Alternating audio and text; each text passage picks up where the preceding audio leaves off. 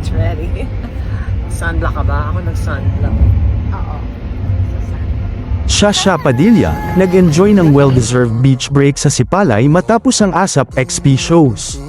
Matapos ang sunod-sunod na pagtatanghal para sa ASAP XP sa Victoria City, Negros Occidental, naglaan muna ng oras para magpahinga at mag-recharge ang Divine Diva na si Shasha Padilla sa isang tahimik at napakagandang beach resort sa Sipalay.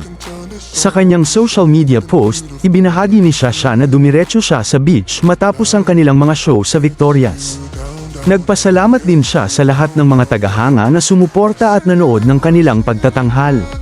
Ayon sa singer-actress, nagtungo siya sa Manami Resort sa Sipalay, isang destinasyong halos 4 na oras ang layo mula sa kanilang hotel sa Bacolod.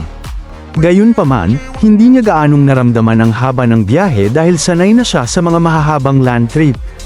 Hindi naman maitago ni Shasha ang paghanga sa kagandahan ng resort. Aniya, dahil nakatago ang beach sa isang maliit na cove, nagkaroon ito ng pribado at payapang ambience na perpekto para sa pagpapahinga.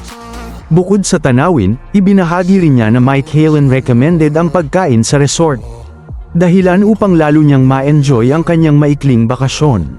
Sa loob ng 2 gabi ng kanyang pananatili, karamihan sa kanyang oras ay ginugol sa pagbabasa ng libro, pagtulog, at pagre-relax sa ilalim ng araw. Masaya rin niyang ibinahagi na nakabalik na siya sa Maynila matapos bumiyahe mula Dumaguete, at nangakong magbabahagi pa ng iba pang detalye tungkol sa kanyang beach getaway sa mga susunod na araw.